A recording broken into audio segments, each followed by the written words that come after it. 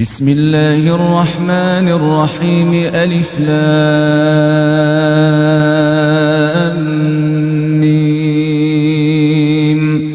ذلك الكتاب لا ريب فيه هدى للمتقين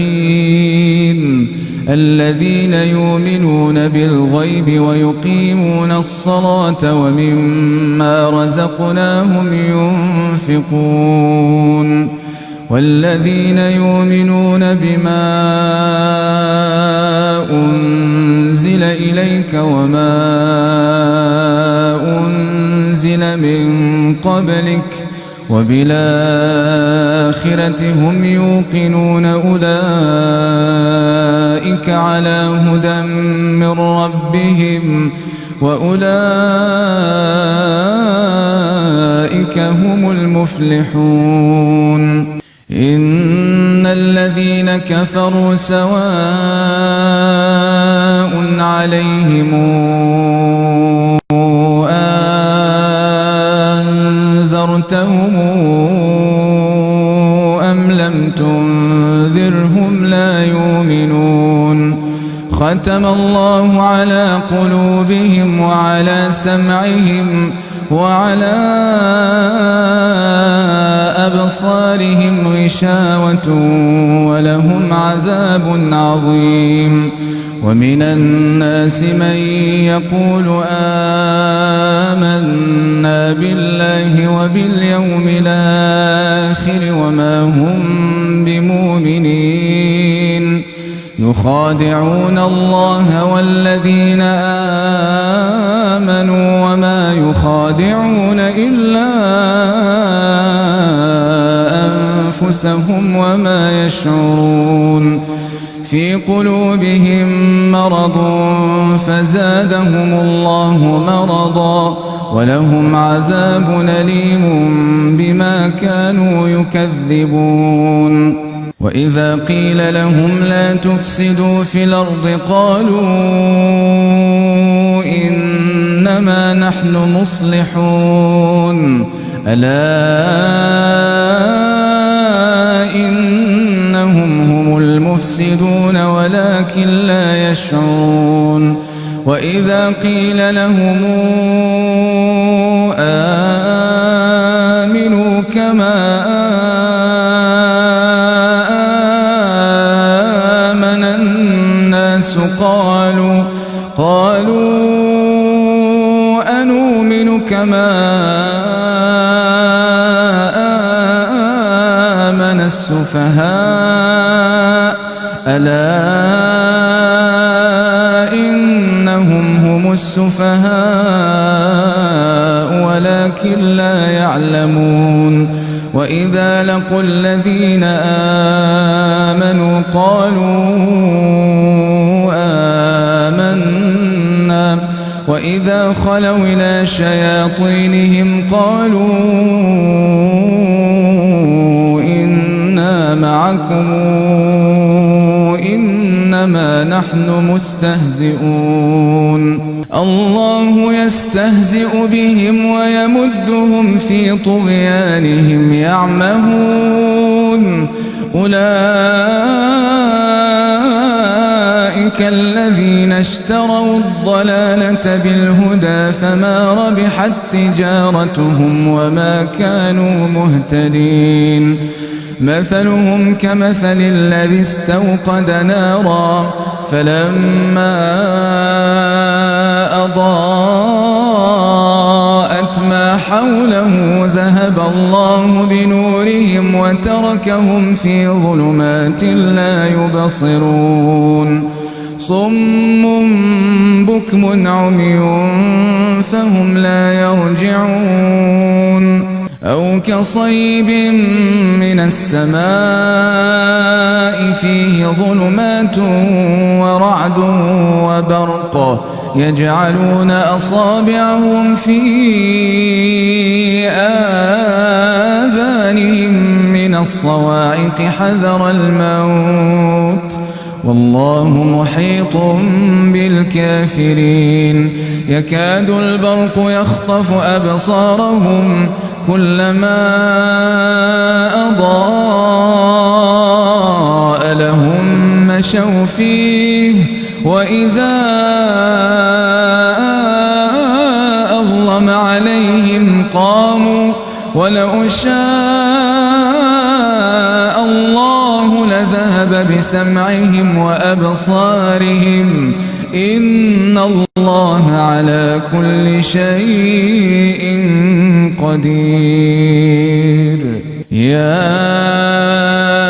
أيها الناس اعبدوا ربكم الذي خلقكم والذين من قبلكم لعلكم تتقون. الذي جعل لكم الأرض فراشا والسماء بناء وأنزل من السماء ماء فأخرج به من الثمرات رزقا لكم، فلا تجعلوا لله أندادا وأنتم تعلمون. وإن كنتم في ريب مما نزلنا على عبدنا فاتوا بسورة من مثله وادعوا شهداءكم من دون الله إن كنتم صادقين. فإن لم تفعلوا ولن تفعلوا فاتقوا النار التي وقودها الناس والحجارة أعدت للكافرين. وبشر الذين آمنوا وعملوا الصالحات أن لهم جنات تجري من تحتها الأنهار، كلما رزقوا منها من ثمرة رزقا قالوا هذا الذي رزقنا من قبل، وأتوا به متشابها، ولهم فيها أزواج مطهرة وهم فيها خالدون. إن الله لا يستحيي أن يضرب مثلا ما بعوضة فما فوقها، فأما الذين آمنوا فيعلمون أنه الحق من ربهم، وأما الذين كفروا فيقولون ماذا أراد الله بهذا مثلا، يضل به كثيرا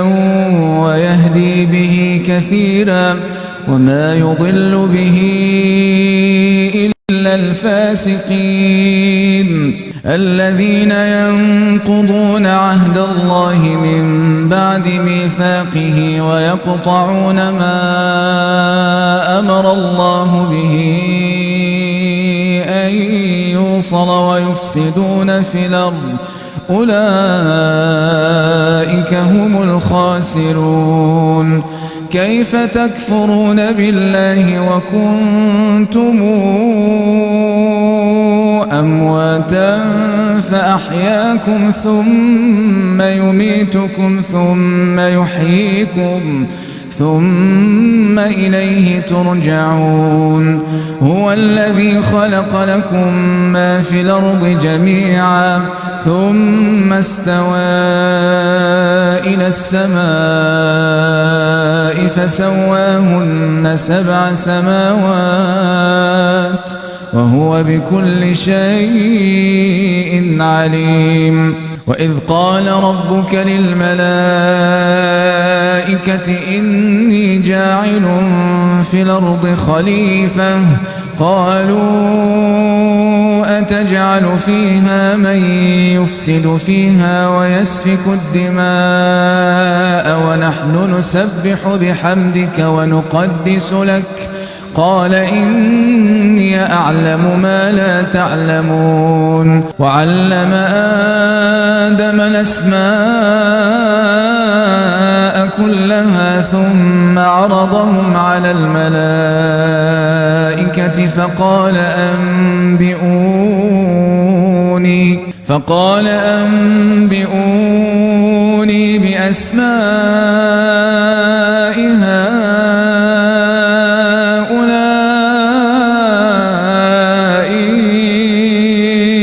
إن كنتم صادقين. قالوا سبحانك لا علم لنا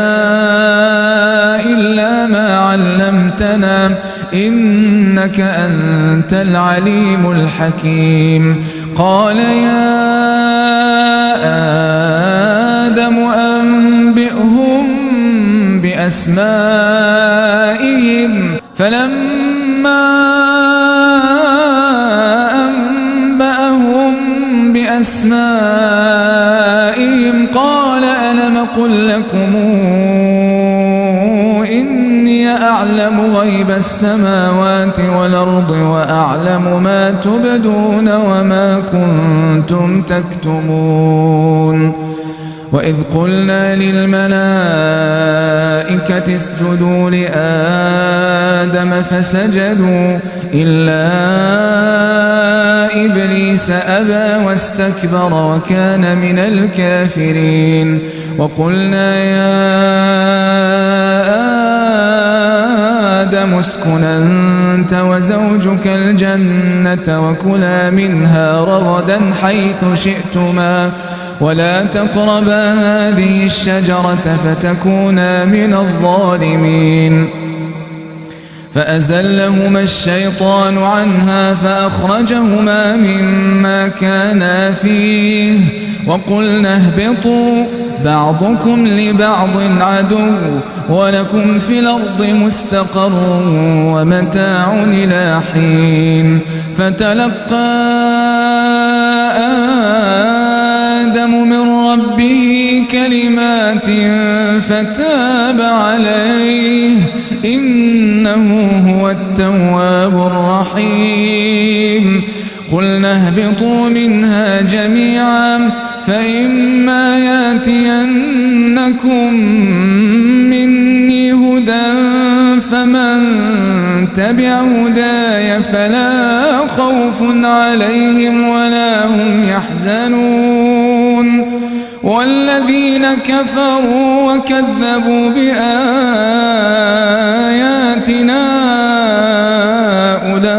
أولئك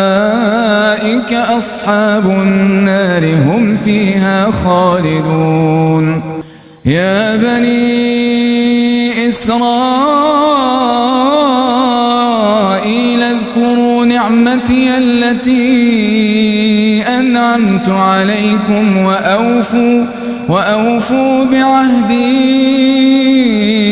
أوف بعهدكم وإياي فارهبون. وآمنوا بما أنزلت مصدقا لما معكم ولا تكونوا أول كافر به ولا تشتروا بآياتي ثمنا قليلا وإياي فاتقون. ولا تلبسوا الحق بالباطل وتكتموا الحق وأنتم تعلمون. وأقيموا الصلاة وآتوا الزكاة واركعوا مع الراكعين. أتأمرون الناس بالبر وتنسون أنفسكم وأنتم تتلون الكتاب أفلا تعقلون.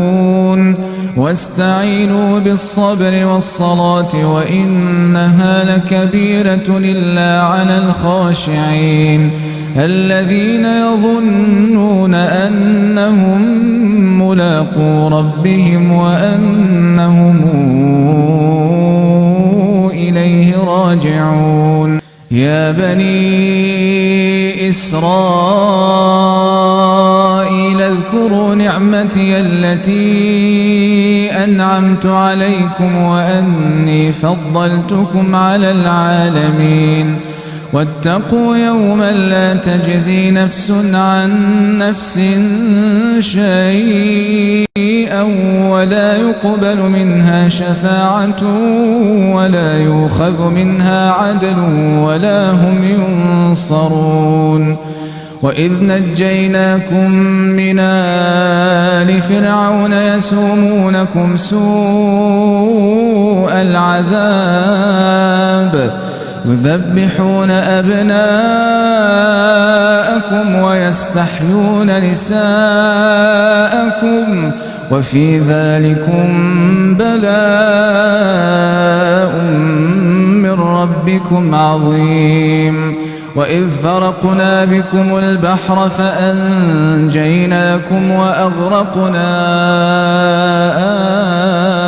آل فرعون وأنتم تنظرون. وإذ واعدنا موسى 40 ليلة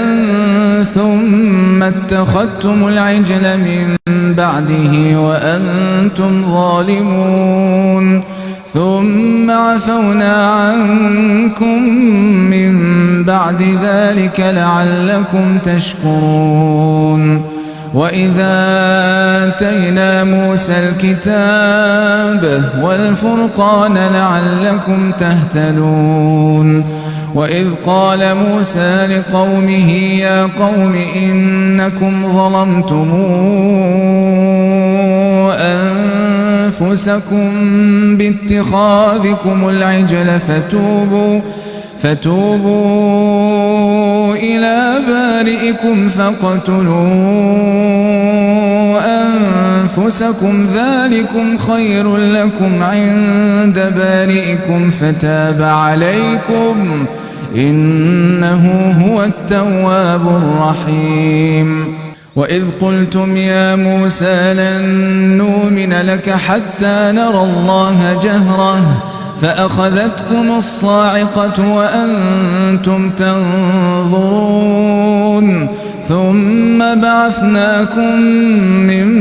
بعد موتكم لعلكم تشكرون. وظللنا عليكم الغمام وأنزلنا عليكم المن والسلوى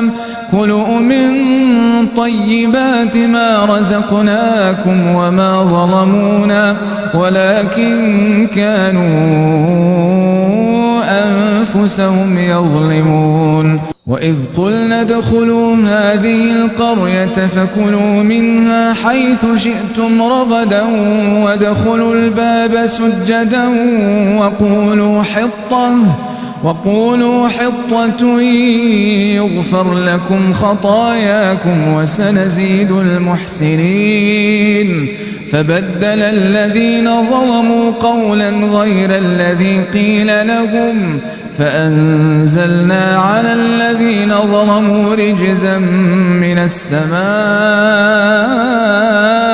بما كانوا يفسقون. وإذ استسقى موسى لقومه فقلنا اضرب بعصاك الحجر فانفجرت منه 12 عينا قد علم كل أناس مشربهم كلوا واشربوا من رزق الله ولا تعثوا في الأرض مفسدين. وإذ قلتم يا موسى لن نصبر على طعام واحد فادع لنا ربك يخرج لنا مما تنبت الأرض من بقلها وقثائها وفومها وعدسها وبصلها قال أتستبدلون الذي هو أدنى بالذي هو خير اهبطوا مصرا فإن لكم ما سألتم وضربت عليهم الذلة والمسكنة وباءوا بغضب من الله ذلك بأنهم كانوا يكفرون بآيات الله ويقتلون النبيين بالحق ذلك بما عصوا وكانوا يعتدون إن الذين آمنوا والذين هادوا والنصارى والصابين من آمن بالله واليوم الآخر وعمل صالحا فلهم أجرهم عند ربهم ولا خوف عليهم ولا هم يحزنون وإذا أخذنا ميثاقكم ورفعنا فوقكم الطور خذوا ما آتيناكم بقوة واذكروا ما فيه لعلكم تتقون ثم توليتم من بعد ذلك فلولا فضل الله عليكم ورحمته لكنتم من الخاسرين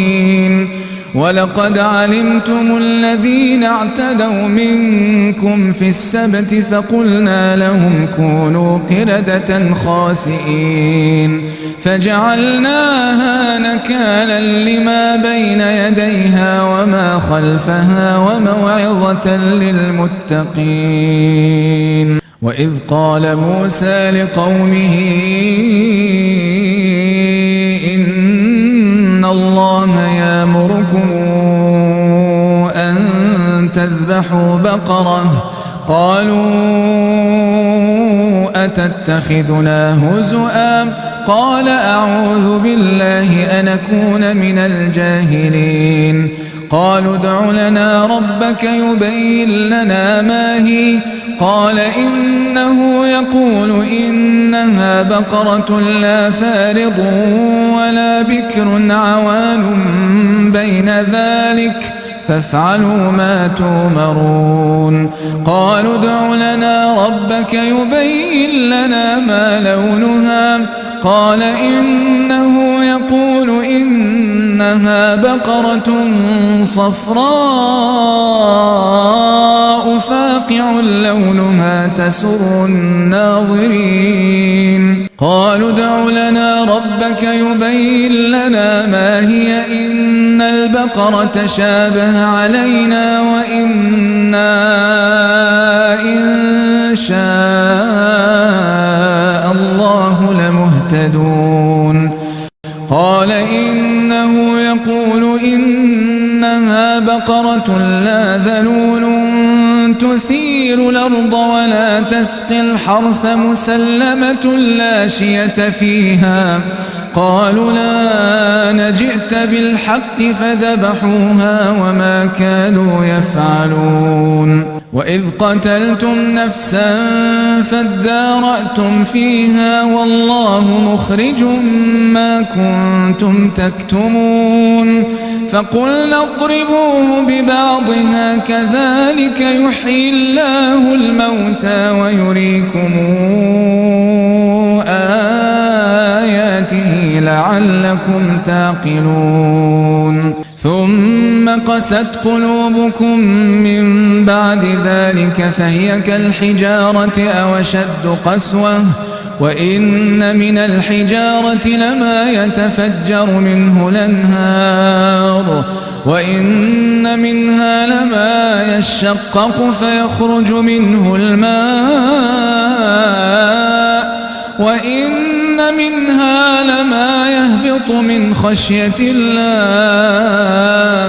وما الله بغافل عما تعملون أفتطمعون أن يؤمنوا لكم وقد كان فريق منهم يسمعون كلام الله ثم يحرفونه من بعد ما عقلوه وهم يعلمون وإذا لقوا الذين آمنوا قالوا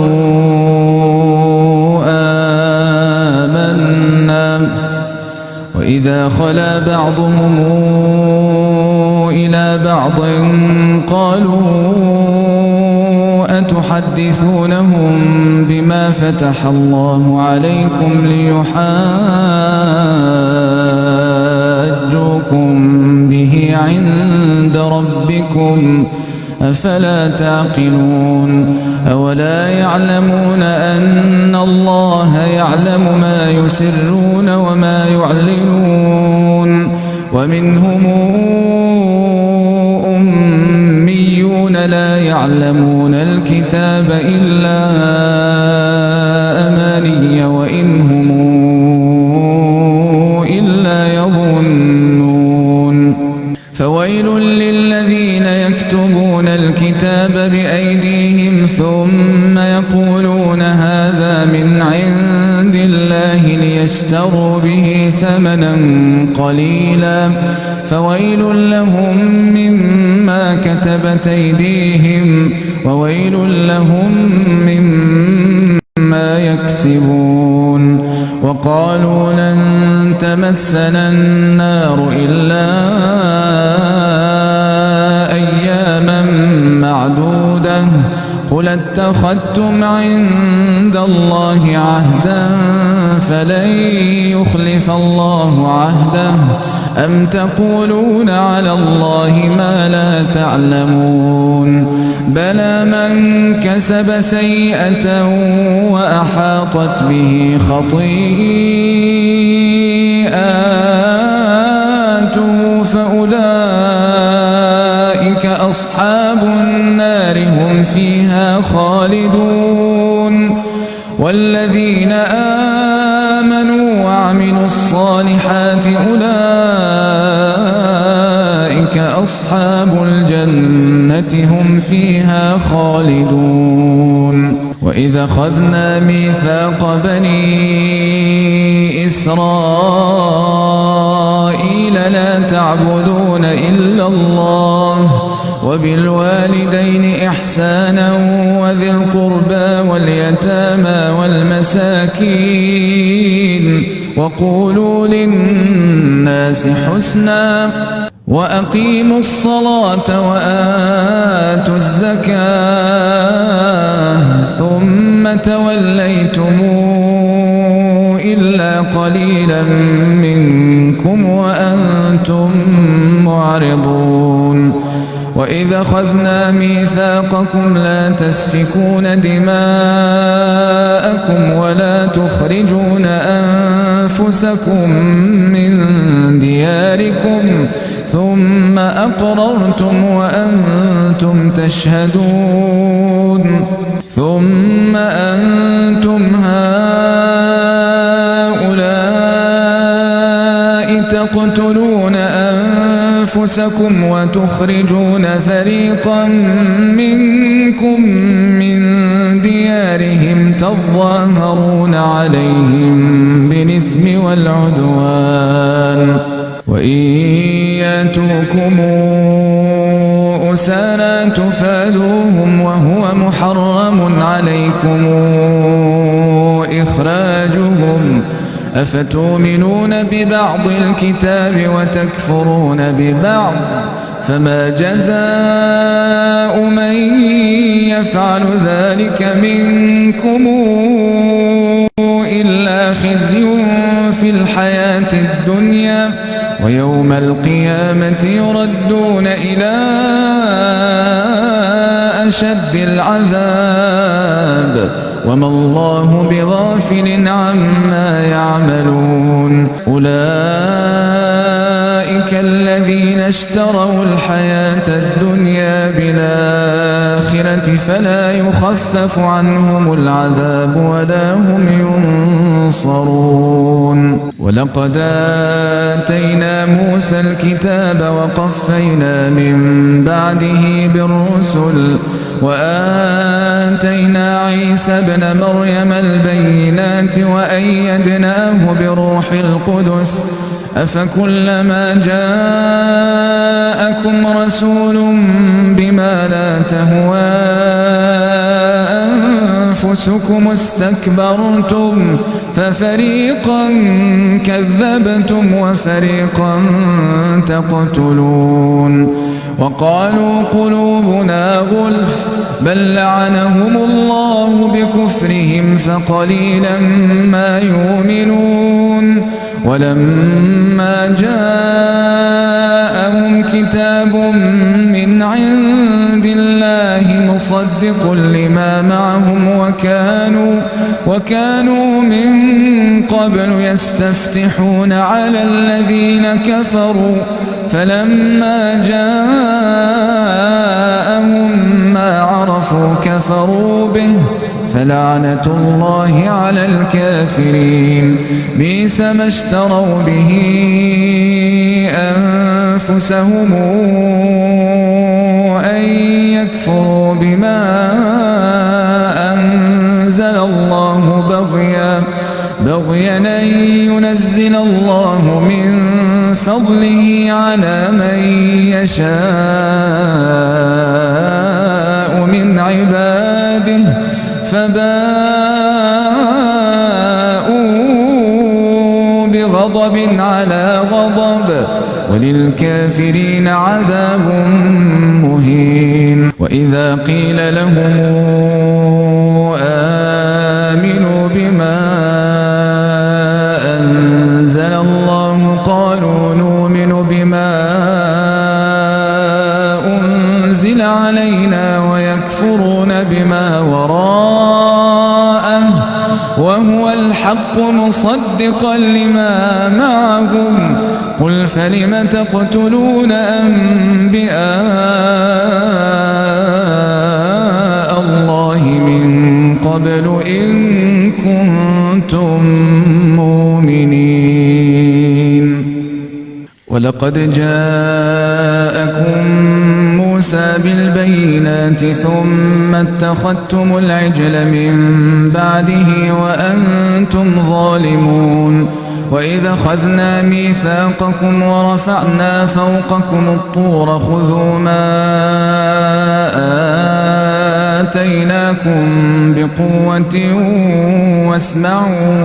قالوا سمعنا وعصينا وأشربوا في قلوبهم العجل بكفرهم قل بئس ما يأمركم به إيمانكم إن كنتم مؤمنين قل إن كانت لكم الدار الآخرة عند الله خالصة من دون الناس فتمنوا الموت إن كنتم صادقين ولن يتمنوه أبدا بما قدمت أيديهم والله عليم بالظالمين ولتجدنهم أحرص الناس على حياة ومن الذين أشركوا يود أحدهم لو يعمر 1000 سنة وما هو بمزحزحه من العذاب أن يعمر والله بصير بما يعملون قل من كان عدوا لجبريل فإنه نزله على قلبك بإذن الله مصدقا لما بين يديه وهدى وبشرى للمؤمنين من كان عدوا لله وملائكته ورسله وجبريل وميكائيل فإن الله عدو للكافرين ولقد أنزلنا إليك آيات بينات وما يكفر بها إلا الفاسقون أوكلما عاهدوا عهدا نبذه فريق منهم بل أكثرهم لا يؤمنون ولما جاءهم رسول من عند الله مصدق لما معهم نبذ فريق من الذين أوتوا الكتاب كتاب الله وراء ظهورهم نبذ فريق من الذين أوتوا الكتاب كتاب الله وراء ظهورهم كأنهم لا يعلمون واتبعوا ما تتلو الشياطين على ملك سليمان وما كفر سليمان ولكن الشياطين كفروا يعلمون الناس السحر وما أنزل على الملكين ببابل هاروت وماروت وما يعلمان من أحد حتى يقولا إنما نحن فتنة فلا تكفر فيتعلمون منهما ما يفرقون به بين المرء وزوجه وما هم بضارين به من أحد إلا بإذن الله ويتعلمون ما يضرهم ولا ينفعهم ولقد علموا لمن اشتراه ما له في الآخرة من خلاق ولبئس ما شروا به أنفسهم لو كانوا يعلمون ولو أنهم آمنوا واتقوا لمثوبة من عند الله خير لو كانوا يعلمون يا أيها الذين آمنوا لا تقولوا راعنا وقولوا انظرنا واسمعوا وللكافرين عذاب أليم ما يود الذين كفروا من أهل الكتاب ولا المشركين أن ينزل عليكم من خير من ربكم والله يختص برحمته من يشاء والله ذو الفضل العظيم ما ننسخ من آية أو ننسها نات بخير منها أو مثلها ألم تعلم أن الله على كل شيء قدير ألم تعلم أن الله له ملك السماوات والأرض وما لكم من دون الله من ولي ولا نصير أم تريدون أن تسألوا رسولكم كما سئل موسى من قبل ومن يتبدل الكفر بالإيمان فقد ضل سواء السبيل ود كثير من أهل الكتاب لو يردونكم من بعد إيمانكم كفارا حسدا من عند أنفسهم من بعد ما تبين لهم الحق فاعفوا واصفحوا حتى ياتي الله بأمره إن الله على كل شيء قدير وأقيموا الصلاة وآتوا الزكاة وما تقدموا لأنفسكم من خير تجدوه عند الله إن الله بما تعملون بصير وقالوا لن يدخل الجنة إلا من كان هودا أو نصارى تلك أمانيهم قل هاتوا برهانكم إن كنتم صادقين بلى من أسلم وجهه لله وهو محسن فله أجره عند ربه ولا خوف عليهم ولا هم يحزنون وقالت اليهود ليست النصارى على شيء وقالت والنصارى ليست اليهود على شيء وهم يتلون الكتاب كذلك قال الذين لا يعلمون مثل قولهم فالله يحكم بينهم يوم القيامة فيما كانوا فيه يختلفون ومن أظلم ممن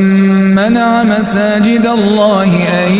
يذكر فيها اسمه وسعى في خرابها أولئك ما كان لهم أن يدخلوها إلا خائفين لهم في الدنيا خزي ولهم في الآخرة عذاب عظيم ولله المشرق والمغرب فأينما تولوا فثم وجه الله إن الله واسع عليم وقالوا اتخذ الله ولدا سبحانه بل له ما في السماوات والأرض كل له قانتون بديع السماوات والأرض وإذا قضى أمرا فإنما يقول له كن فيكون وقال الذين لا يعلمون لولا يكلمنا الله أو تأتينا آية كذلك قال الذين من قبلهم مثل قولهم تشابهت قلوبهم قد بينا الآيات لقوم يوقنون إنا أرسلناك بالحق بشيرا ونذيرا ولا تسأل عن أصحاب الجحيم ولن ترضى عنك اليهود ولا النصارى حتى تتبع ملتهم قل إن هدى الله هو الهدى ولئن اتبعت أهواءهم بعد الذي جاءك من العلم ما لك من الله من ولي ولا نصير الذين آتيناهم الكتاب يتلونه حق تلاوته أولئك يؤمنون به ومن يكفر به فأولئك هم الخاسرون يا بني إسرائيل اذكروا نعمتي التي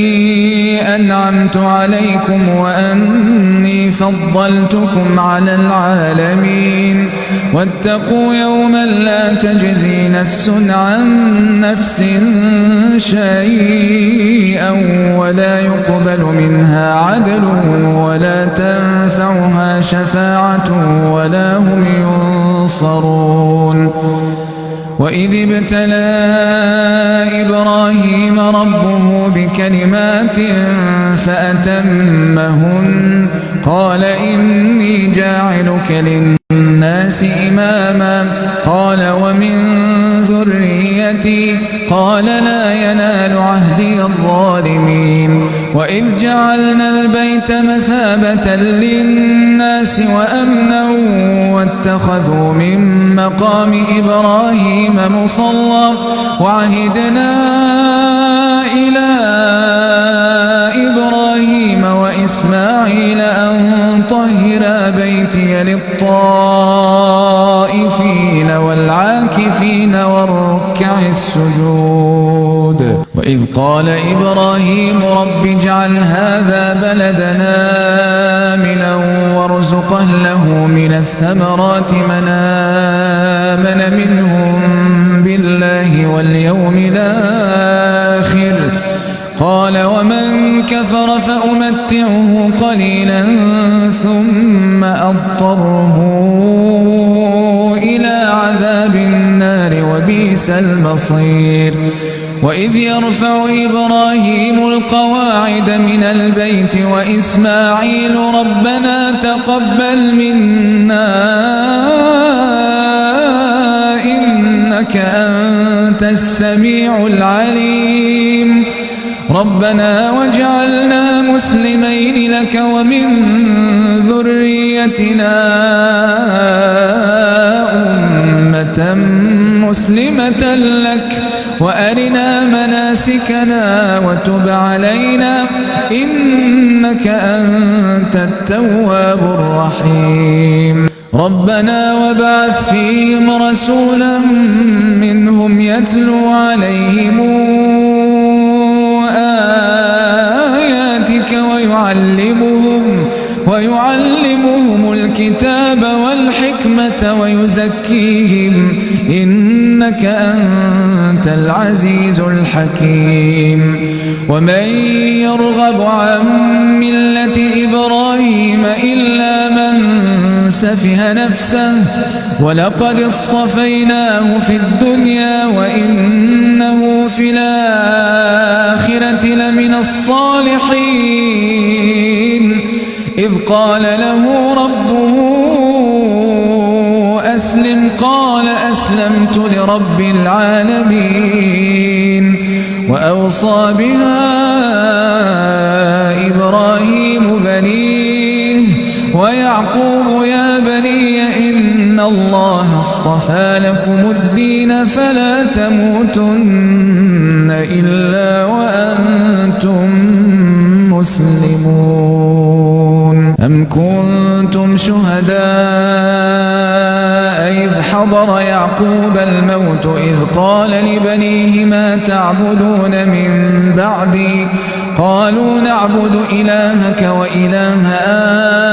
آبائك إبراهيم وإسماعيل وإسحاق إلها واحدا ونحن له مسلمون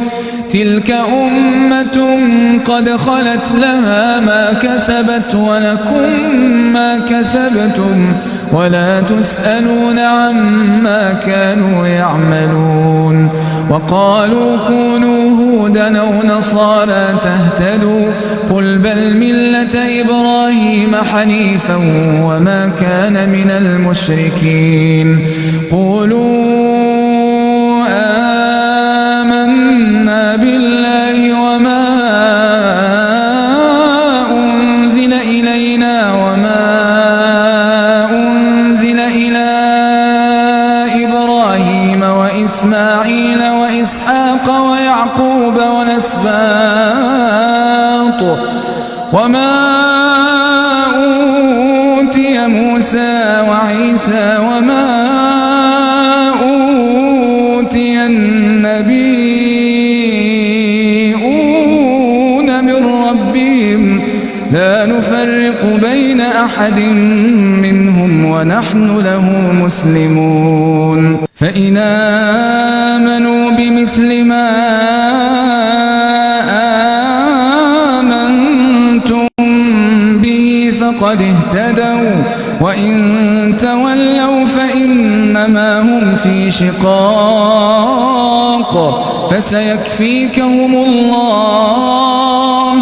فسيكفيكهم الله وهو السميع العليم صبغة الله ومن أحسن من الله صبغة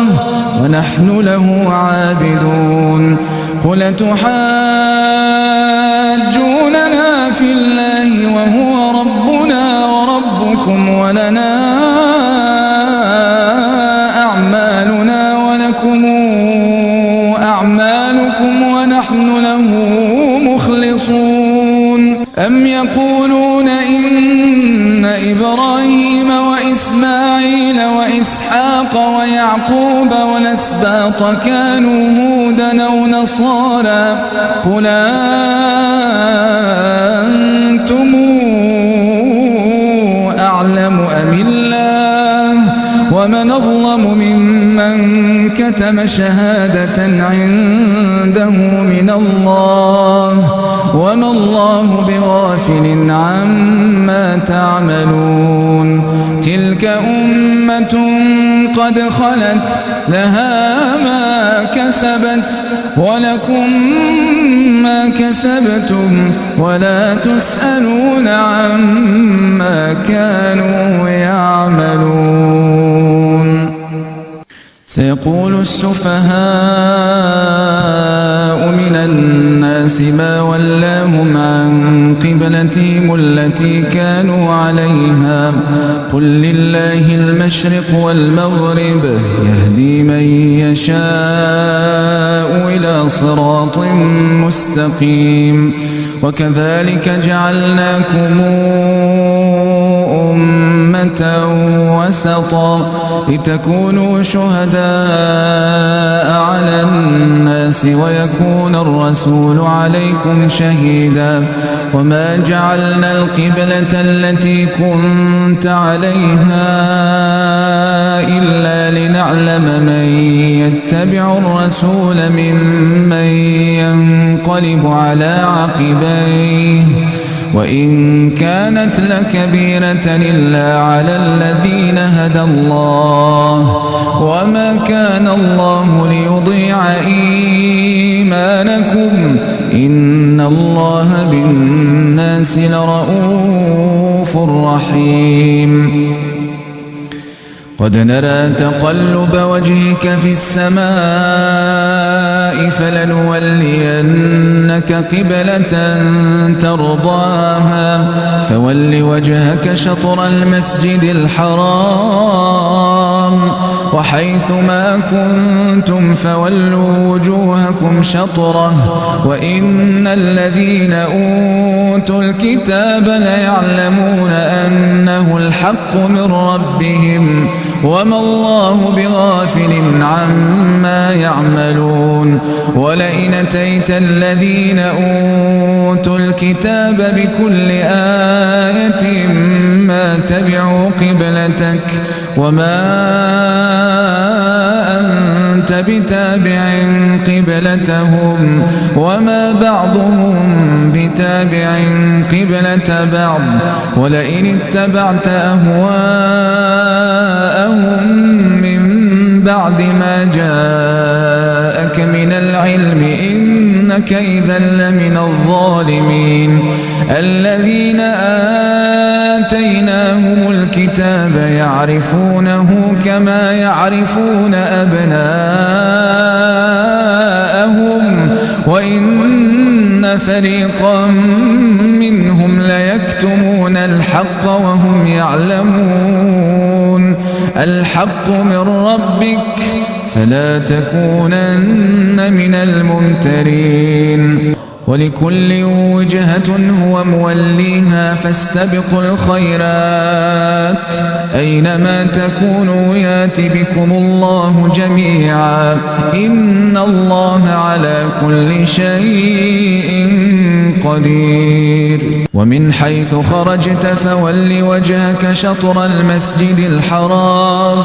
وإنه للحق من ربك وما الله بغافل عما تعملون ومن حيث خرجت فول وجهك شطر المسجد الحرام وحيث ما كنتم فولوا وجوهكم شطره لئلا يكون للناس عليكم حجة إلا الذين ظلموا منهم فلا تخشوهم واخشوني ولأتم نعمتي عليكم ولعلكم تهتدون كما أرسلنا فيكم رسولا منكم يتلو عليكم آياتنا ويزكيكم ويعلمكم الكتاب والحكمة ويعلمكم ما لم تكونوا تعلمون فاذكروني أذكركم واشكروا لي ولا تكفرون يا أيها الذين آمنوا استعينوا بالصبر والصلاة إن الله مع الصابرين ولا تقولوا لمن يقتل في سبيل الله أموات بل أحياء ولكن لا تشعرون ولنبلونكم بشيء من الخوف والجوع ونقص من الأموال والأنفس والثمرات وبشر الصابرين الذين إذا أصابتهم مصيبة قالوا إنا لله وإنا إليه راجعون أولئك عليهم صلوات من ربهم ورحمة وأولئك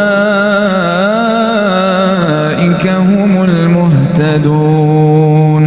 إن الصفا والمروة من شعائر الله فمن حج البيت أو اعتمر فلا جناح عليه أن يطوف بهما ومن تطوع خيرا فإن الله شاكر عليم إن الذين يكتمون ما أنزلنا من البينات والهدى من بعد ما بيناه للناس في الكتاب أولئك يلعنهم الله ويلعنهم اللاعنون إلا الذين تابوا وأصلحوا وبينوا فأولئك أتوب عليهم وأنا التواب الرحيم إن الذين كفروا وماتوا وهم كفار أولئك عليهم لعنة الله والملائكة والناس أجمعين خالدين فيها لا يخفف عنهم العذاب ولا هم ينظرون وإلهكم إله واحد لا إله إلا هو الرحمن الرحيم إن في خلق السماوات والأرض واختلاف الليل والنهار والفلك التي تجري في البحر بما ينفع الناس وما أنزل الله من السماء من ماء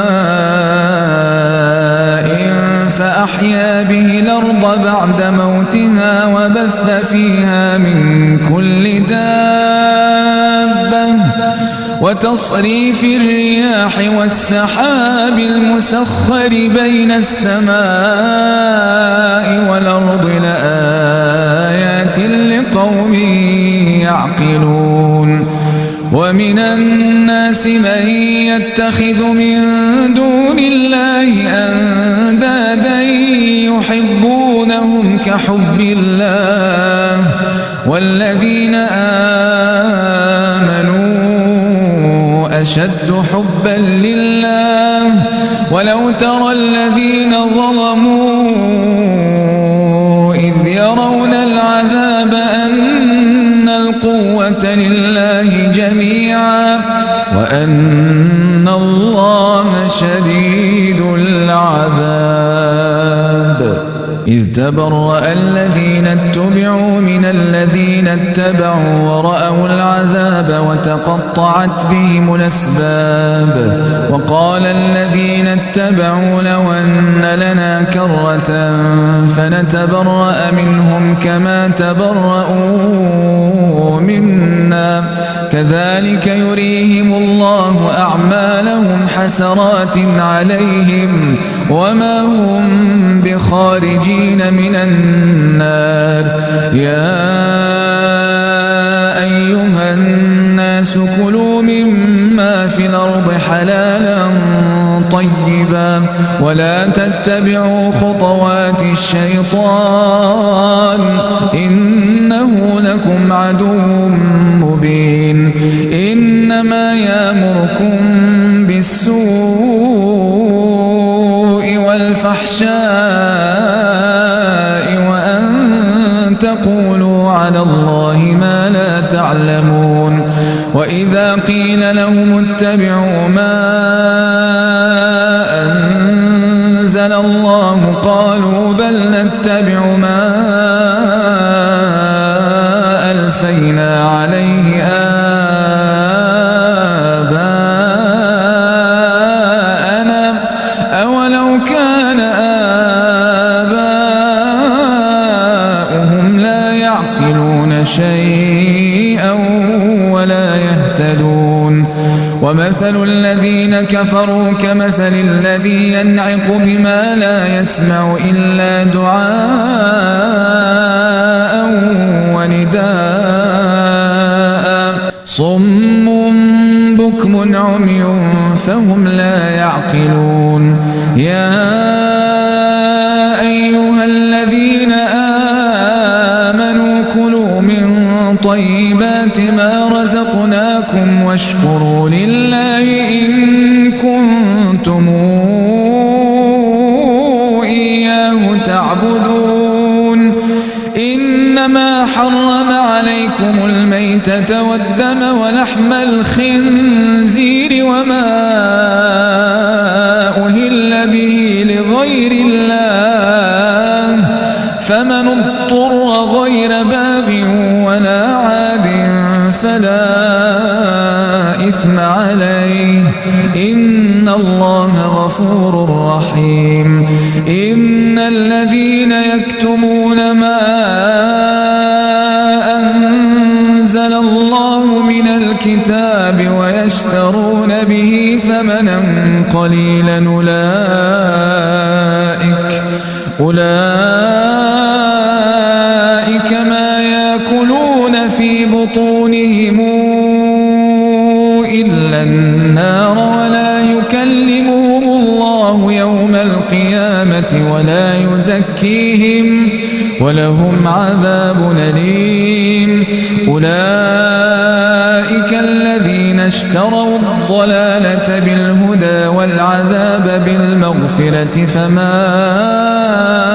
أصبرهم على النار ذلك بأن الله نزل الكتاب بالحق وإن الذين اختلفوا في الكتاب لفي شقاق بعيد ليس البر أن تولوا وجوهكم قبل المشرق والمغرب ولكن البر من آمن بالله واليوم الآخر والملائكة والكتاب والنبيين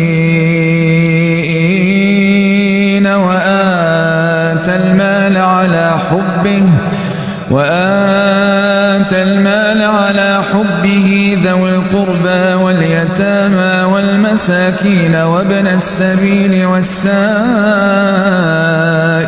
وفي الرقاب وأقام الصلاة وآتى الزكاة والموفون بعهدهم إذا عاهدوا والصابرين في البأساء والضراء وحين البأس أولئك الذين صدقوا وأولئك هم المتقون يا أيها الذين آمنوا كتب عليكم القصاص في القتلى الحر بالحر والعبد بالعبد والأنثى بالأنثى فمن عفي له من أخيه شيء فاتباع بالمعروف وأداء إليه بإحسان ذلك تخفيف من ربكم ورحمة فمن اعتدى بعد ذلك فله عذاب أليم ولكم في القصاص حياة يا أولي الألباب لعلكم تتقون كتب عليكم إذا حضر أحدكم الموت إن ترك خيرا الوصية للوالدين والأقربين بالمعروف حقا على المتقين فمن بدله بعدما سمعه فإنما إثمه على الذين يبدلونه إن الله سميع عليم فمن خاف من موص جنفا أو إثما فأصلح بينهم فلا إثم عليه إن الله غفور رحيم يا أيها الذين آمنوا كتب عليكم الصيام كما كتب على الذين من قبلكم لعلكم تتقون أياما معدودات فمن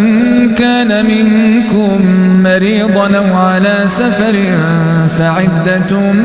من أيام أخر وعلى الذين يطيقونه فدية طعام مساكين فمن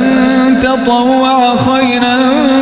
فهو خير له وأن تصوموا خير لكم إن كنتم تعلمون شهر رمضان الذي أنزل فيه القرآن هدى للناس وبينات من الهدى والفرقان فمن شهد منكم الشهر فليصمه ومن كان مريضا أو على سفر فعدة من أيام أخر يريد الله بكم اليسر ولا يريد بكم العسر ولتكملوا العدة ولتكبروا الله على ما هداكم ولعلكم تشكرون وإذا سألك عبادي عني فإني قريب أجيب دعوة الداعي إذا دعان فليستجيبوا لي وليؤمنوا بي لعلهم يرشدون أحل لكم ليلة الصيام الرفث إلى نسائكم هن لباس لكم وأنتم لباس لهن علم الله أنكم كنتم تختانون أنفسكم فتاب عليكم وعفى عنكم فلا نباشروهن وابتغوا ما كتب الله لكم وكلوا واشربوا حتى يتبين لكم الخيط الأبيض من الخيط الأسود من الفجر ثم أتموا الصيام إلى الليل ولا تباشروهن وأنتم عاكفون في المساجد تلك حدود الله فلا تقربوها كذلك يبين الله آياته للناس لعلهم يتقون ولا تأكلوا أموالكم بينكم بالباطل وتدلوا بها إلى الحكام لتأكلوا فريقا من أموال الناس بالإثم وأنتم تعلمون يسألونك عن الأهلة قل هي مواقيت للناس والحج وليس البر بأن تأتوا البيوت من ظهورها ولكن البر من اتقى واتوا البيوت من أبوابها واتقوا الله لعلكم تفلحون وقاتلوا في سبيل الله الذين يقاتلونكم ولا تعتدوا إن الله لا يحب المعتدين واقتلوهم حيث ثقفتموهم وأخرجوهم من حيث أخرجوكم والفتنة أشد من القتل ولا تقاتلوهم عند المسجد الحرام حتى يقاتلوكم إخوانكم فيه فإن قاتلوكم فاقتلوهم كذلك جزاء الكافرين فإن انتهوا فإن الله غفور رحيم وقاتلوهم حتى لا تكون فتنة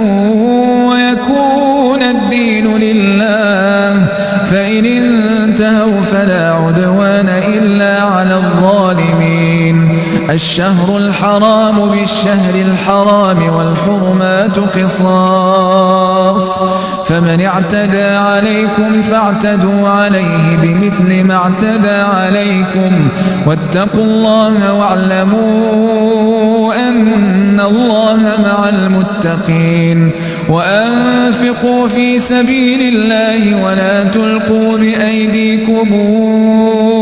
إلى التهلكة وأحسنوا إن الله يحب المحسنين وأتموا الحج والعمرة لله فإن احصرتم فما استيسر من الهدي ولا تحلقوا رؤوسكم حتى يبلغ الهدي محله فمن كان منكم مريضا أو به أذى من رأسه ففدية من صيام أو صدقة أو نسك فإذا أمنتم فمن تمتع بالعمرة إلى الحج فما استيسر من الهدي فمن لم يجد فصيام 3 أيام في الحج و7 إذا رجعتم تلك 10 كاملة ذلك لمن لم يكن أهله حاضر المسجد الحرام واتقوا الله واعلموا أن الله شديد العقاب الحج أشهر معلومات فمن فرض فيهن الحج فلا رفث ولا فسوق ولا جدال في الحج وما تفعلوا من خير يعلمه الله وتزودوا فإن خير الزاد التقوى واتقون يا أولي الألباب ليس عليكم جناح أن تبتغوا فضلا من ربكم فإذا أفضتم من عرفات فاذكروا الله عند المشعر الحرام واذكروه كما هداكم وإن كنتم من قبله لمن الضالين ثم أفيضوا من حيث أفاض الناس واستغفروا الله إن الله غفور رحيم فإذا قضيتم مناسككم فاذكروا الله كذكركم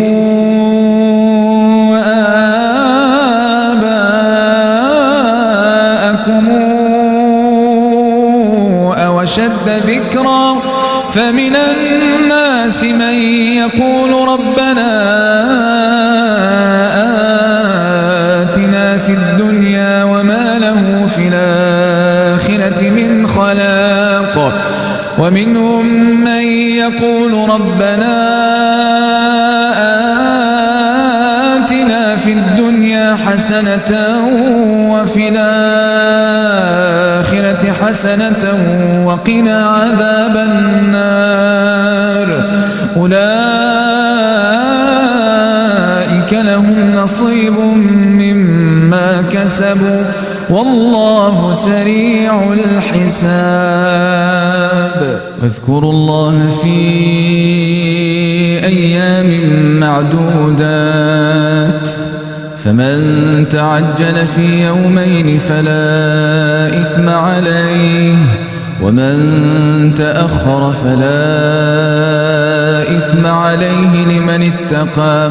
واتقوا الله واعلموا أنكم إليه تحشرون ومن الناس من يعجبك قوله في الحياة الدنيا ويشهد الله على ما في قلبه وهو ألد الخصام وإذا تولى سعى في الأرض ليفسد فيها ويهلك الحرث والنسل والله لا يحب الفساد وإذا قيل له اتق الله أخذته العزة بالإثم فحسبه جهنم ولبئس المهاد ومن الناس من يشري نفسه ابتغاء مرضات الله والله رؤوف بالعباد يا أيها الذين آمنوا ادخلوا في السلم كافة ولا تتبعوا خطوات الشيطان إنه لكم عدو مبين فإن زللتم من بعد ما جاءتكم البينات فاعلموا أن الله عزيز حكيم هل ينظرون إلا أن يأتيهم الله في ظلل من الغمام والملائكة وقضي الأمر وإلى الله ترجع الأمور سل بني إسرائيل كما آتيناهم من آية بينة ومن يبدل نعمة الله من بعد ما جاءته فإن الله شديد العقاب زين للذين كفروا الحياة الدنيا ويسخرون من الذين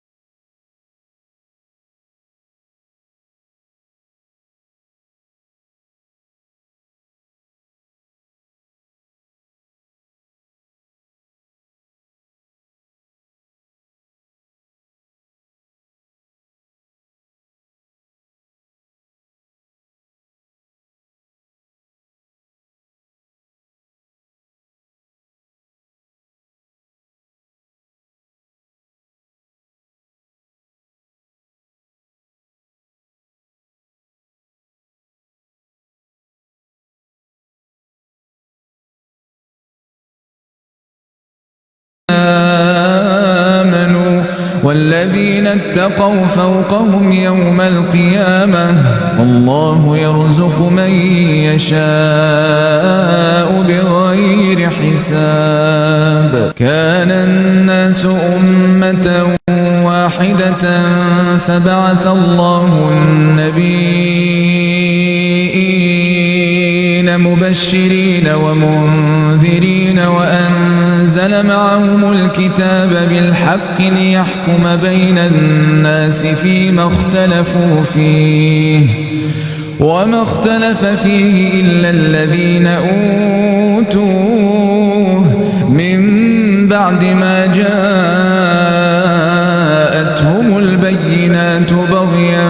بينهم فهدى الله الذين آمنوا لما اختلفوا فيه من الحق بإذنه والله يهدي من يشاء إلى صراط مستقيم. أم حسبتم أن تدخلوا الجنة ولما ياتكم مثل الذين خلوا من قبلكم مستهم البأساء والضراء وزلزلوا حتى يقول الرسول والذين آمنوا معه متى نصر الله ألا إن نصر الله قريب. يسألونك ماذا ينفقون قل ما أنفقتم من خير فللوالدين والأقربين واليتامى والمساكين وابن السبيل وما تفعلوا من خير فإن الله به عليم. كتب عليكم القتال وهو كره لكم وعسى أن تكرهوا شيئا وهو خير لكم وعسى أن تحبوا شيئا وهو شر لكم والله يعلم وأنتم لا تعلمون. يسألونك عن الشهر الحرام قتال فيه قل قتال فيه كبير وصد عن سبيل الله وكفر به والمسجد الحرام وإخراج أهله منه أكبر عند الله والفتنة أكبر من القتل ولا يزالون يقاتلونكم حتى يردوكم عن دينكم إن استطاعوا ومن يرتد منكم عن دينه فيمت وهو كافر فأولئك حبطت أعمالهم في الدنيا والآخرة وأولئك أصحاب النار هم فيها خالدون. إن الذين آمنوا والذين هاجروا وجاهدوا في سبيل الله أولئك يرجون رحمة الله والله غفور رحيم. يسألونك عن الخمر والميسر قل فيهما إثم كبير ومنافع للناس وإثمهما أكبر من نفعهما ويسألونك ماذا ينفقون قل العفو كذلك يبين الله لكم الآيات لعلكم تتفكرون في الدنيا والآخرة. ويسألونك عن اليتامى قل إصلاح لهم خير وإن تخالطوهم فإخوانكم والله يعلم المفسد من المصلح ولو شاء الله لأعنتكم إن الله عزيز حكيم. ولا تنكحوا المشركات حتى يؤمن ولأمة مؤمنة خير من مشركة ولو أعجبتكم ولا تنكحوا المشركين حتى يؤمنوا ولعبد مؤمن خير من مشرك ولو أعجبكم أولئك يدعون إلى النار والله يدعو إلى الجنة الهداية والمغفرة بإذنه ويبين آياته للناس لعلهم يتذكرون ويسألونك عن المحيض قل هو أذى فاعتزلوا النساء في المحيض ولا تقربوهن حتى يطهرن فإذا تطهرن فاتوهن من حيث أمركم الله إن الله يحب التوابين ويحب المتطهرين نساؤكم حرث لكم فاتوا حرثكم أنى شئتم وقدموا لأنفسكم واتقوا الله واعلموا أنكم ملاقوه وبشر المؤمنين ولا تجعلوا الله عرضة لأيمانكم أن تبروا وتتقوا وتصلحوا بين الناس والله سميع عليم لا يؤاخذكم الله باللغو في أيمانكم ولكن يؤاخذكم بما كسبت قلوبكم والله غفور حليم للذين يولون من نسائهم تربص 4 أشهر فإن فاءوا فإن الله غفور رحيم وإن عزموا الطلاق فإن الله سميع عليم والمطلقات يتربصن بأنفسهن 3 قروء ولا يحل لهن أن يكتمن ما خلق الله في أرحامهن إن كن يؤمن بالله واليوم الآخر وبعولتهن أحق بردهن في ذلك إن أرادوا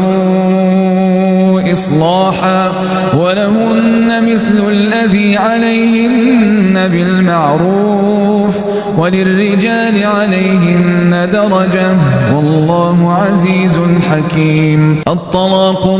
2 فإمساك بمعروف أو تسريح بإحسان ولا يحل لكم أن تأخذوا مما آتيتموهن شيئا إلا أن يخافا ألا يقيما حدود الله فإن خفتموا ألا يقيما حدود الله فلا جناح عليهما فيما افتدت به تلك حدود الله فلا تعتدوها ومن يتعد حدود الله فأولئك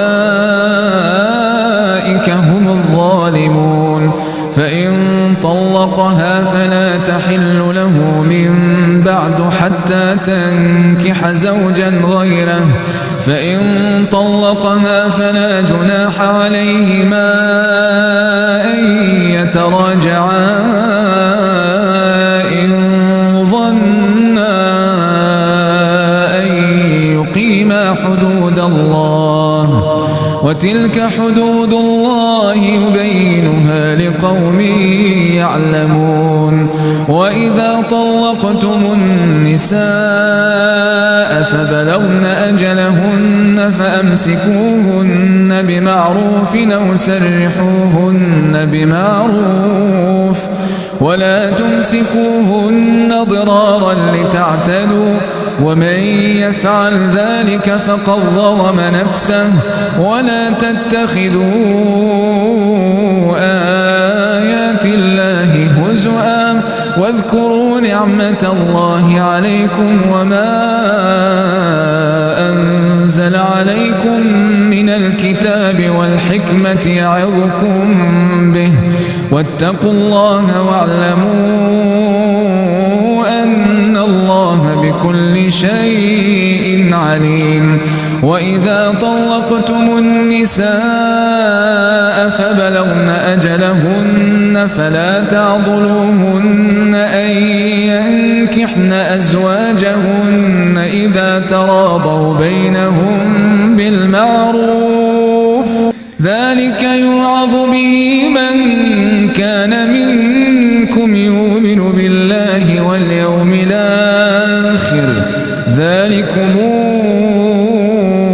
أزكى لكم وأطهر والله يعلم وأنتم لا تعلمون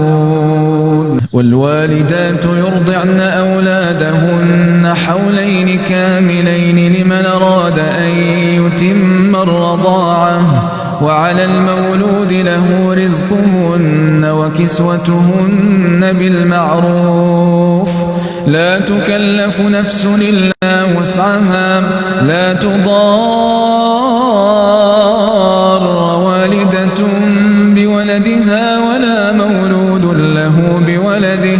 وعلى الوارث مثل ذلك فإن أرادا فصالا عن تراض منهما وتشاور فلا جناح عليهما وإن أردتم أن تسترضعوا أولادكم فلا جناح عليكم إذا سلمتم ما آتيتم بالمعروف واتقوا الله واعلموا أن الله بما تعملون بصير والذين يتوفون منكم ويذرون أزواجا يتربصن بأنفسهن 4 أشهر وعشرا فإذا بلغن أجلهن فلا جناح عليكم فيما فعلن في أنفسهن بالمعروف والله بما تعملون خبير ولا جناح عليكم فيما عرضتم به من خطبة النساء وأكننتم في أنفسكم علم الله أنكم ستذكرونهن ولكن لا تواعدوهن سرا إلا أن تقولوا قولا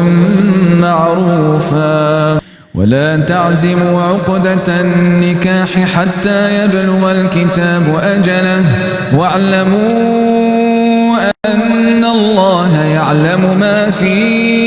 أنفسكم فاحذروه واعلموا أن الله غفور حليم لا جناح عليكم إن طلقتم النساء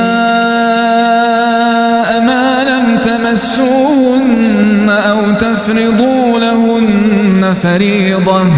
ومتعوهن على الموسع قدره وعلى المقتر قدره متاعا بالمعروف حقا على المحسنين وإن طلقتموهن من قبل أن تمسوهن وقد فرضتم لهن فريضة فنصف ما فرضتم إلا يعفون أو يعفو الذي بيده عقدة النكاح وأن تعفوا أقرب للتقوى ولا تنسوا الفضل بينكم إن الله بما تعملون بصير حافظوا على الصلوات والصلاة الوسطى وقوموا لله قانتين فإن خفتم فرجالا أو ركبانا فإذا أمنتم فاذكروا الله كما علمكم ما لم تكونوا تعلمون والذين يتوفون منكم ويذرون أزواجا وصية لأزواجهم متاعا إلى الحول غير إخراج، فإن خرجن فلا جناح عليكم فيما فعلن في أنفسهن من معروف، والله عزيز حكيم. وللمطلقات متاع بالمعروف حقا على المتقين، كذلك يبين الله لكم آياته لعلكم تعقلون. ألم تر إلى الذين خرجوا من ديارهم وهم ألوف حذر الموت فقال لهم الله موتوا ثم أحياهم، إن الله لذو فضل على الناس ولكن أكثر الناس لا يشكرون. وقاتلوا في سبيل الله واعلموا أن الله سميع عليم. من ذا الذي يقرض الله قرضا حسنا فيضاعفه له أضعافا كثيرة، والله يقبض ويبسط وإليه ترجعون. ألم تر إلى الملأ من بني إسرائيل من بعد موسى إذ قالوا لنبي لهم ابعث لنا ملكا نقاتل في سبيل الله، قال هل عسيتم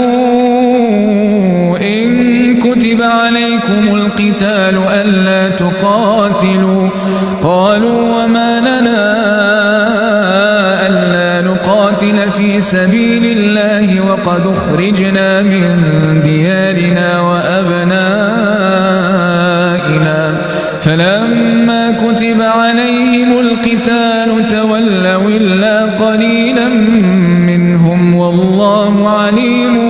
بالظالمين. وقال لهم نبيهم إن الله قد بعث لكم طالوت ملكا، قالوا أنى يكون له الملك علينا ونحن أحق بالملك منه ولم يؤت سعة من المال، قال إن الله اصطفاه عليكم وزاده بسطة في العلم والجسم، والله يؤتي ملكه من يشاء والله واسع عليم. وقال لهم نبيهم إن آية ملكه أن يأتيكم التابوت فيه سكينة من ربكم وبقية مما ترك آل موسى وآل هارون تحمله الملائكة، إن في ذلك لآية لكم إن كنتم مؤمنين. فلما فصل طالوت بالجنود قال إن الله مبتليكم بنهر فمن شرب منه فليس مني ومن لم يطعمه فإنه مني إلا من اغترف غرفة بيده فشربوا منه إلا قليلا منهم، فلما جاوزه هو والذين آمنوا معه قالوا لا طاقة لنا اليوم بجالوت وجنوده، قال الذين يظنون أنهم ملاقو الله كم من فئة قليلة غلبت فئة كثيرة بإذن الله والله مع الصابرين. ولما برزوا لجالوت وجنوده قالوا ربنا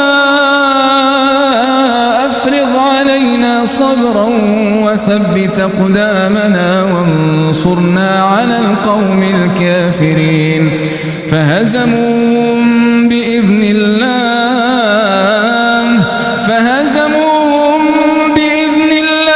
وقتل داود جالوت وآتاه الله الملك والحكمة وعلمه مما يشاء ولولا دفاع الله الناس بعضهم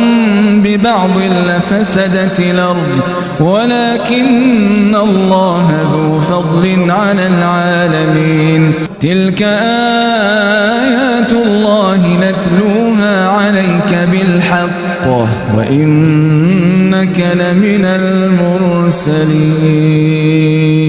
كانوا يعملون تلك الرسل فضلنا بعضهم على بعض منهم من كلم الله ورفع بعضهم درجات وآتينا عيسى ابن مريم البينات وأيدناه بروح القدس ولو شاء الله ما اقتتل الذين من بعدهم من بعد ما جاءتهم البينات ولكن اختلفوا فمنهم من آمن ومنهم من كفر ولو شاء الله ما اقتتلوا ولكن الله يفعل ما يريد يا أيها الذين آمنوا أنفقوا مما رزقناكم من قبل أن ياتي يوم لا بيع فيه ولا خلة ولا شفاعة والكافرون هم الظالمون الله لا إله إلا هو الحي القيوم لا تأخذه سنة ولا نوم له ما في السماء الله لا إله إلا هو الحي القيوم لا تأخذه سنة ولا نوم له ما في السماوات وما في الأرض من ذا الذي يشفع عنده إلا بإذنه يعلم ما بين أيديهم وما خلفهم ولا يحيطون بشيء من علمه إلا بما شاء وسع كرسيه السماوات والأرض ولا يؤوده حفظهما وهو العلي العظيم لا إكراه في الدين قد تبين الرشد من الغي فمن يكفر بالطاغوت ويؤمن بالله فقد استمسك بالعروة الوثقى لا انفصام لها والله سميع عليم الله ولي الذين آمنوا يخرجهم من الظلمات إلى النور والذين كفروا أولياؤهم الطاغوت يخرجونهم من النور إلى الظلمات أولئك أصحاب النار هم فيها خالدون ألم تر إلى الذي حاج إبراهيم في ربه أن آتاه الله الملك إذ قال إبراهيم ربي الذي يحيي ويميت قال أنا أحيي وأميت قال إبراهيم فإن الله يأتي الشمس من المشرق فات بها من المغرب فبهت الذي كفر والله لا يهدي القوم الظالمين أو كالذي مر على قرية وهي خاوية على عروشها قال أنى يحيي هذه الله بعد موتها فأماته الله 100 عام ثم بعثه قال كم لبثت قال لبثت يوما أو بعض يوم قال بل لبثت 100 عام فانظر إلى طعامك وشرابك لم يتسنه وانظر إلى حمارك ولنجعلك آية للناس وانظر إلى العظام كيف ننشرها ثم نكسوها لحما فلما تبين له قال أعلم أن الله على كل شيء قدير وإذ قال إبراهيم رب أرني كيف تحيي الموتى قال أولم تؤمن قال بلى ولكن ليطمئن قلبي قال فخذ 4 من الطير فصرهن إليك ثم اجعل على كل جبل منهن جزءا ثم ادعهن ياتينك سعيا واعلم أن الله عزيز حكيم مثل الذين ينفقون أموالهم في سبيل الله كمثل حبة أنبتت 7 سنابل في كل سنبلة 100 حبة والله يضاعف لمن يشاء والله واسع عليم الذين ينفقون أموالهم في سبيل الله ثم لا يتبعون ما أنفقوا منا ولا أذى لهم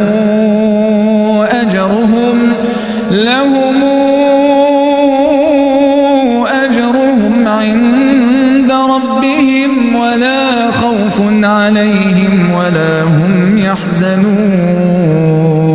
قول معروف ومغفرة خير من صدقة يتبعها أذى والله غني حليم يا أيها الذين آمنوا لا تبطلوا صدقاتكم بالمن ولذا كالذي ينفق ماله رئاء الناس ولا يؤمن بالله واليوم الآخر فمثله كمثل صفوان عليه تراب فأصابه وابل فتركه صلدا لا يقدرون على شيء مما كسبوا والله لا يهدي القوم الكافرين ومثل الذين ينفقون أموالهم ابتغاء مرضات الله وتثبيتا من أنفسهم كمثل جنة بربوة أصابها وابل فآتت أكلها ضعفين فإن لم يصبها وابل فطل والله بما تعملون بصير أيود أحدكم أن تكون له جنة من نخيل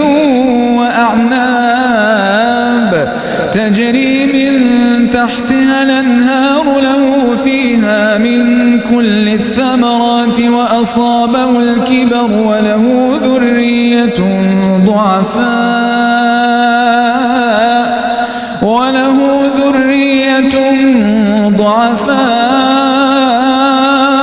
فأصابها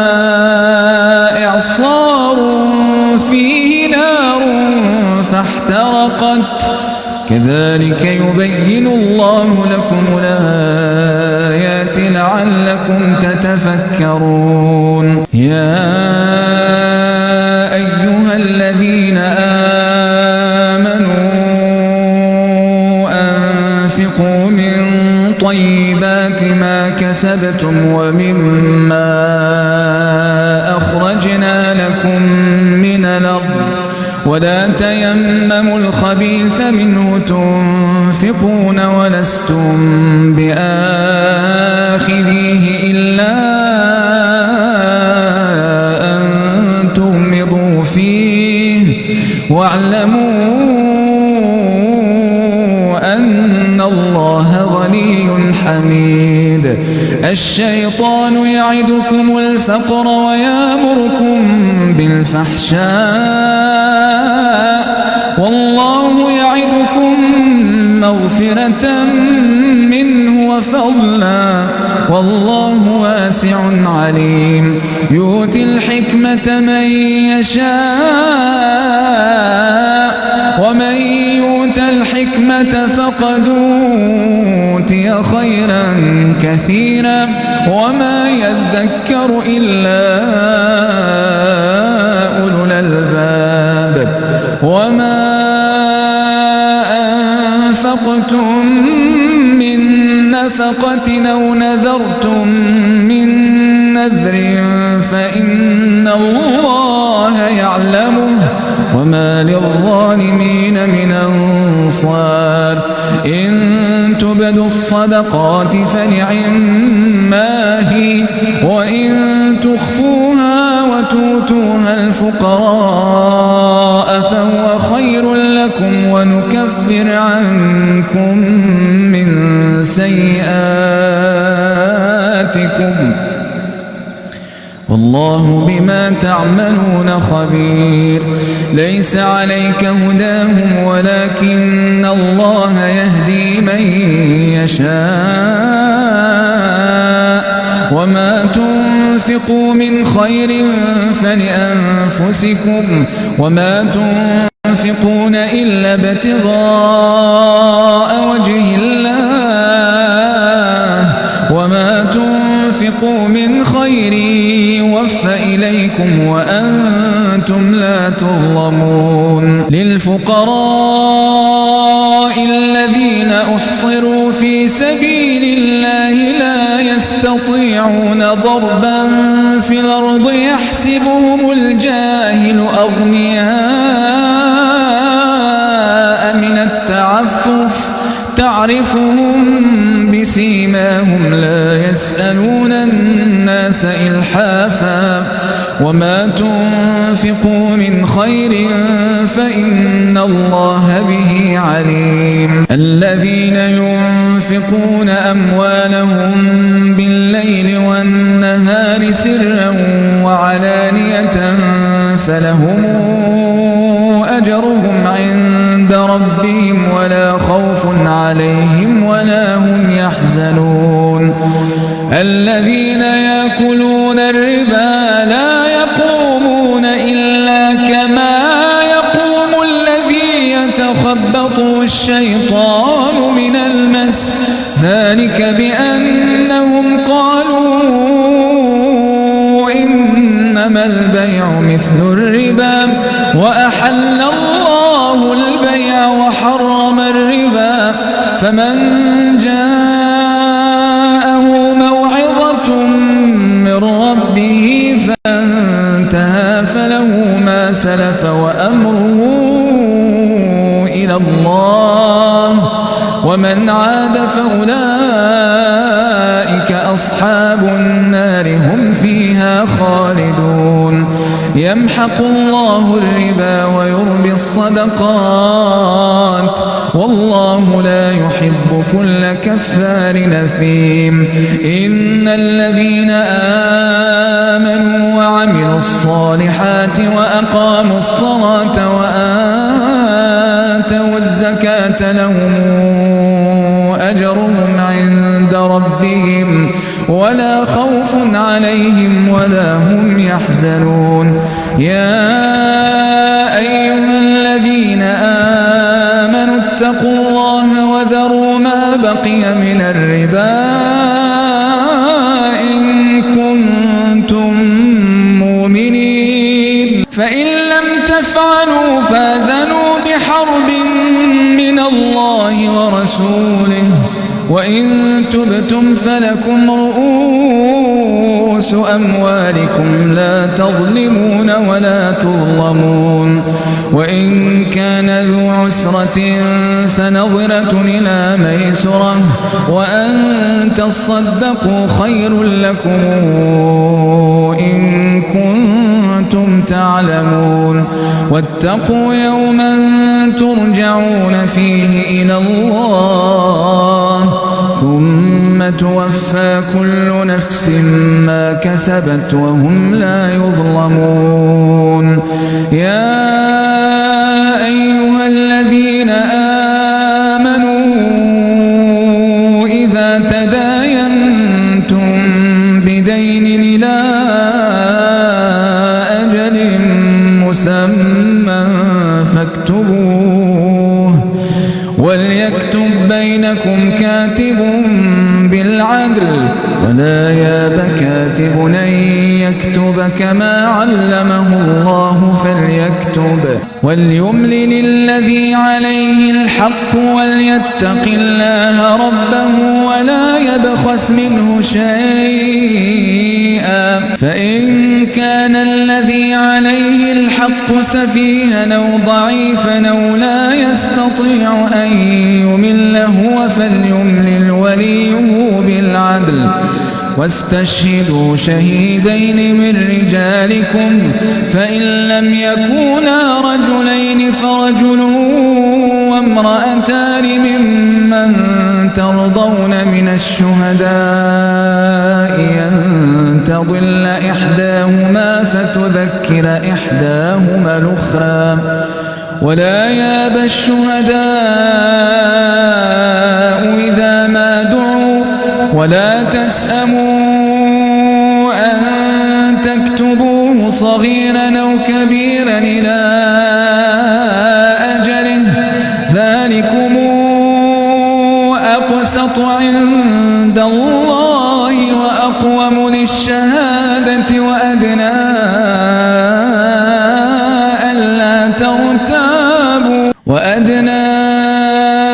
ألا ترتابوا إلا أن تكون تجارة حاضرة تديرونها بينكم فليس عليكم جناح ألا تكتبوها وأشهدوا إذا تبايعتم ولا يضار كاتب ولا شهيد وإن تفعلوا فإنه فسوق بكم واتقوا الله ويعلمكم الله والله بكل شيء عليم وإن كنتم على سفر ولم تجدوا كاتبا فرهان مقبوضة فإن من بعضكم بعضا فليؤد الذي اؤتمن أمانته وليتق الله ربه ولا تكتموا الشهادة ومن يكتمها فإنه آثم قلبه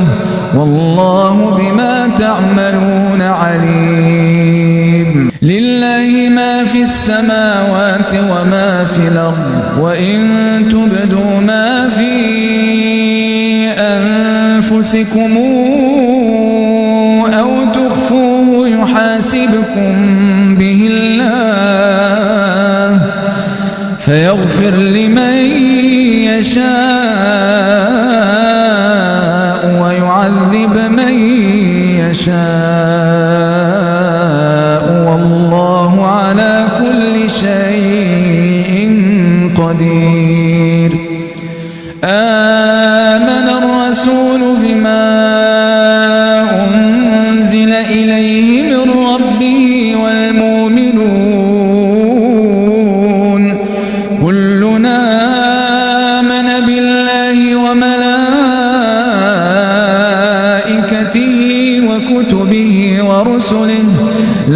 نفرق بين أحد من رسله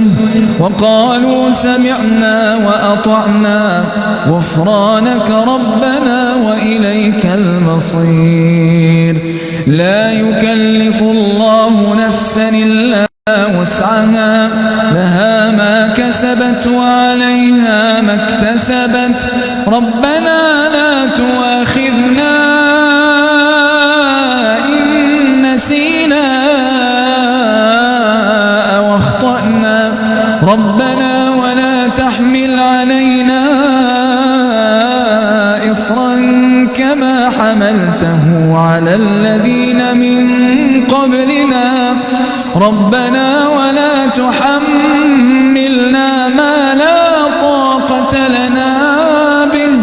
واعف عنا واغفر لنا وارحمنا أنت مولانا فانصرنا على القوم